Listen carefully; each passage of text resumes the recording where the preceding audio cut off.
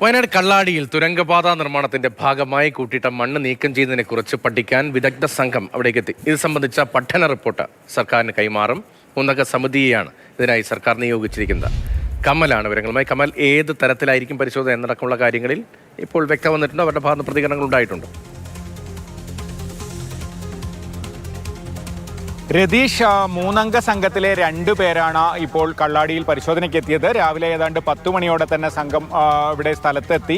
ഈ മണ്ണ് കൂട്ടിയിട്ടിരിക്കുന്ന സ്ഥലത്തൊക്കെ അവർ പരിശോധന നടത്തി. ഇപ്പോൾ ഡംപിംഗ് യാർഡിലേക്ക് കുറേ മണ്ണ് ഡംപ് ചെയ്തിരിക്കുന്ന തൊട്ടടുത്തുള്ള മറ്റൊരു സ്ഥലത്തേക്ക് പോയിരിക്കുകയാണ്.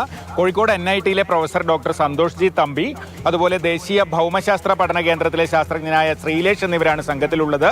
പരിസ്ഥിതി ഡയറക്ടറേറ്റിലെ എഞ്ചിനീയർ ഡോക്ടർ ജൂഡ് കൂടി ഈ സംഘത്തിൽ അംഗമാണ്, സർക്കാർ നിയോഗിച്ച സംഘത്തിൽ അംഗമാണ്. അദ്ദേഹം പക്ഷേ ഇന്ന് എത്തിയിട്ടില്ല.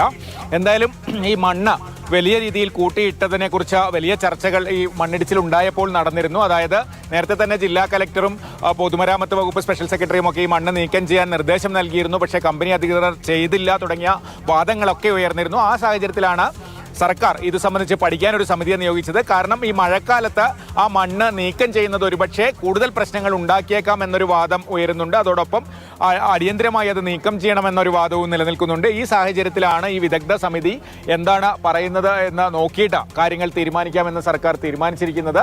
എന്തായാലും വലിയ അളവിൽ അവിടെ മണ്ണ് കൂട്ടിയിട്ടിട്ടുണ്ട്. ഇപ്പോൾ മലയിൽ ഇടിച്ചിലുണ്ടായപ്പോൾ അതിൻ്റെ ഇപ്പുറത്തുള്ള കുറച്ച് മണ്ണ് മാത്രമാണ് താഴേക്ക് വന്നത്. പക്ഷേ വലിയ അളവിൽ തുരങ്ക മുഖം തുറക്കാനായി, ആ പാറ തുറക്കാനായി നീക്കം ചെയ്ത മണ്ണ് വലിയ അളവിൽ തന്നെ ഇവിടെ കൂട്ടിയിട്ടിട്ടുണ്ട്. എന്തായാലും ഈ വിദഗ്ധ സമിതിയുടെ റിപ്പോർട്ടിന്റെ അടിസ്ഥാനത്തിലായിരിക്കും ആ മണ്ണ് എന്ത് ചെയ്യണം, അവിടെ തന്നെ നിലനിർത്തണോ അല്ലെങ്കിൽ മറ്റൊരിടത്തേക്ക് മാറ്റിയിടണോ എന്ന കാര്യത്തിൽ സർക്കാർ അന്തിമ തീരുമാനം കൈക്കൊള്ളുക.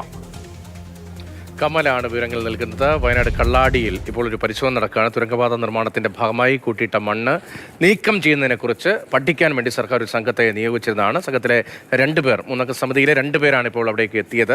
പരിശോധന തുടങ്ങുകയാണ്. വളരെ വേഗത്തിൽ സർക്കാരിന്റെ റിപ്പോർട്ട് ലഭിക്കും. അതിനുശേഷമായിരിക്കും തുരങ്കപാതയുടെ ഭാവി എന്ത് എന്ന കാര്യത്തിൽ ഒരു തീരുമാനം സർക്കാരിന്റെ ഭാഗത്തുനിന്നുണ്ടാകുക.